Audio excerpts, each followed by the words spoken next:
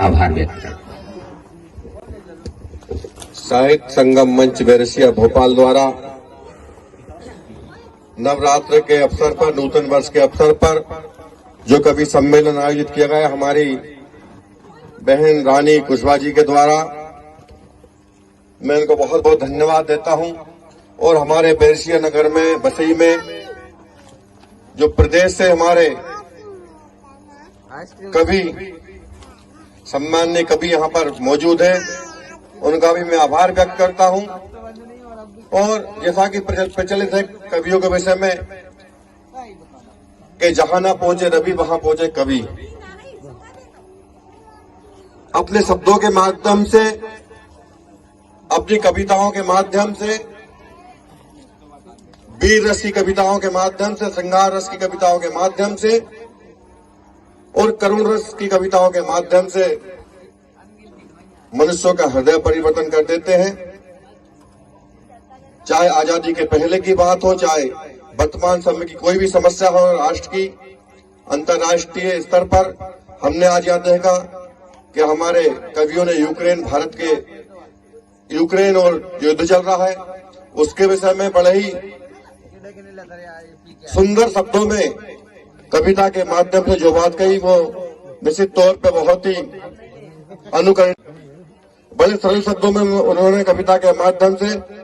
इन समस्याओं को उजागर किया। भारत की सीमा पर खड़े सैनिकों की बात को उन्होंने उजागर किया और भारत की बहादुरी, भारत के सैनिकों की बहादुरी के विषय में, भारत पाकिस्तान के युद्ध के पाकिस्तान नापाक कोशिश करता, उसके विषय में उन्होंने बहुत ही सुंदर तरीके से बात की। और कहीं न कहीं हम जो राजनीति कर रहे हैं, हम नेताओं को भी उन्होंने अपनी शैली में काफी छीला है। हमारे भाई ने बोला था, विदिशा वाले कवि ने, के बड़े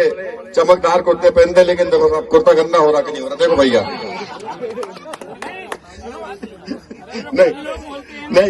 नहीं, हमारे देखो, हमारी बात, आपने अपनी बात बोल दी, हमारी बात सुनिए, ठीक है। ये गंदा कि नहीं भैया, बता रहा नहीं। हम लोग भी काफी काम करते हैं, क्षेत्र में काम करते हैं, लेकिन मेरी एक शिकायत है लोकल कवियों से, हमारे बैरसिया कवियों से। आपने यूक्रेन की बात करी,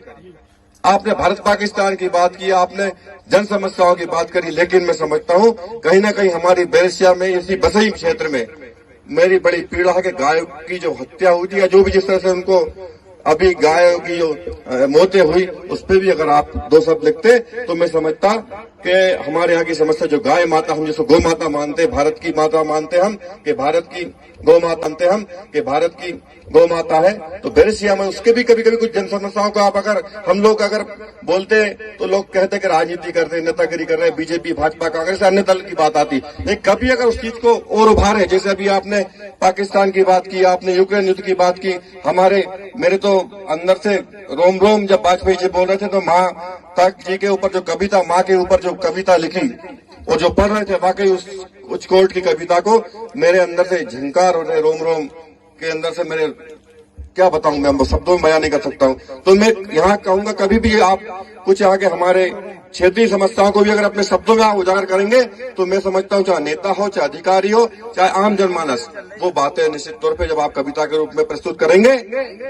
बहन रानी, तो मैं समझता हूं कि और अच्छे तरीके से लोग उसको समझेंगे और जन समस्याओं में सुधार होगा। मैं पुनः एक बार, रात के कम से कम 12:30 बज गए हैं, आपको भी भोपाल जाना, और काफी समय से ये कार्यक्रम चल रहा था, उसके लिए मैं धन्यवाद दूंगा। और अगली बार भैया आप आएंगे तो अभी तो कंकड़ पत्थर और आपने शुद्ध जल पिलाएंगे आप, ठीक है ना। और हमारे भाई साहब और आदरणीय भाई साहब, आपकी भी कविता के हम कायल, हमारी बहन सुंदरी अहिरवार जी, और साथ में हमारी बहन रानी कुशवाहा जी, और हमारे भाई साहब तो हमेशा इनकी आवाज जो हम माइक में सुनते हैं, बहुत ही सुंदर तरीके से, बहन रानी कुशवाहा जी, और हमारे भाई साहब तो हमेशा इनकी आवाज जो हम माइक में सुनते हैं, बहुत ही सुंदर तरीके से, उन्हें तुम्हारी कसम